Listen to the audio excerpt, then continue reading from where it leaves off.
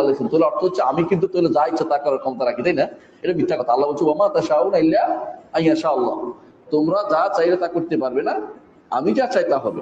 সুতরাং আল্লাহ আমাদের জন্য লিখেছেন কি আমরা জানি না, ওটা খোঁজার দরকার নেই আমার। কেউ আছে যারা বলে যে আমরা করব বলে আল্লাহ লিখছেন, এই জিনিসটা নিয়ে কনফিউশন হচ্ছে, তাই না? আচ্ছা ভাই, আমি যদি বলি যে আমি করব সেই জন্য আল্লাহ লিখছে, আল্লাহ কারোর জন্য কোনো কিছু করে?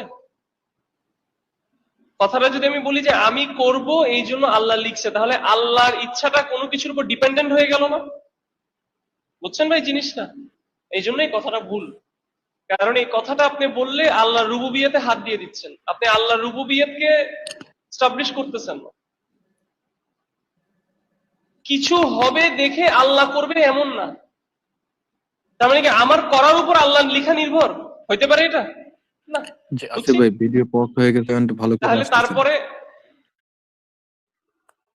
হ্যাঁ ভাই, কি বললেন? ভিডিও অনেক ডিস্টার্ব হচ্ছে, ভালো করে আসতেছে না এবং মাঝে মধ্যে পজ হয়ে যাচ্ছে। কিন্তু আমি তো একদম খুব স্মুথলি শুনতে পাচ্ছি। জি, আমারও তো নেটওয়ার্ক সম্পূর্ণ ঠিক আছে, আপনার কথা আসতেছে, বাট ভিডিওটা কমপ্লিটলি